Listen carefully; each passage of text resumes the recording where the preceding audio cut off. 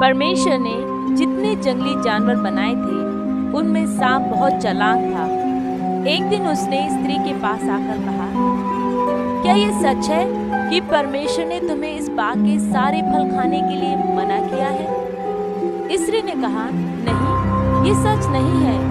हम इस बाग के सारे फल खा सकते हैं। केवल एक पेड़ जो बाग के बीचों बीच लगा है, जो भले और बुरे के ज्ञान का फल देता है, हम उस फल में से नहीं खा सकते, क्योंकि परमेश्वर ने कहा है कि जिस दिन तुम उस फल को खाओगे तो तुम मर जाओगे। तब सांप ने कहा, ऐसा नहीं है, वरन परमेश्वर आप ही जानता है कि जिस दिन तुम उस फल को खाओगे तो भले और बुरे का ज्ञान पाकर तुम परमेश्वर के समान हो जाओगे। तब स्त्री ने उस फल को देखा जो देखने में मनभाऊ, खाने में स्वादिष्ट और बुद्धि देने के लिए चाहने योग्य था। तब उसने लिया और वो फल खा लिया और ले जाकर अपने पति को भी दिया और उसने भी खाया। और जैसे ही उन दोनों ने वो फल खाया, उनकी आंखें खुल गईं और उन्हें पता चला कि उनके शरीर पर कपड़े नहीं हैं। इसलिए उन्होंने अपने आप को पेड़ के पत्तों से ढक लिया। और शाम के समय जब परमेश्वर बाग में उनसे मिलने आया तो वो उसका शब्द सुनकर डर गए और पेड़ों के पीछे छिप गए। तब परमेश्वर ने पुकार कर कहा, आदम, तू कहाँ है? आदम ने कहा कि मैं तेरी आवाज सुन के डर गया था, क्योंकि मेरे शरीर पर कपड़े नहीं थे।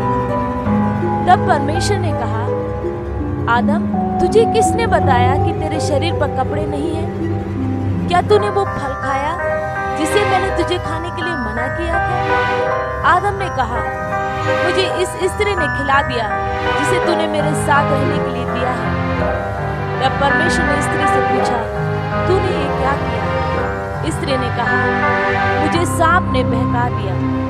तब परमेश्वर ने सांप से कहा कि तूने जो ये किया है, तू पृथ्वी के सभी जंगली जानवरों में अधिक श्रापित है। तू जीवन भर पेट के बल चलेगा और मिट्टी चाटेगा, और मैं तेरे वंश के बीच में और स्त्री के वंश के बीच में बैर डालूंगा।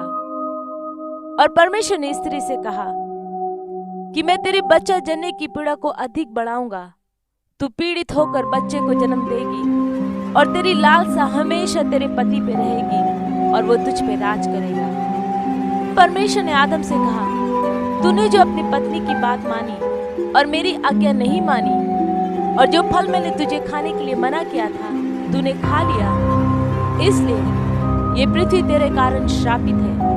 ये तेरे लिए ऊंट कटारे उगाएगी, तू बड़ी मेहनत के साथ रोटी खाने पाएगा, और तू जो मिट्टी से निकला है अंत में मिट्टी में ही मिल जाएगा। तब परमेश्वर ने आदम और उसकी पत्नी के लिए चमड़े के वस्त्र बनाए और उन्हें पहनाए।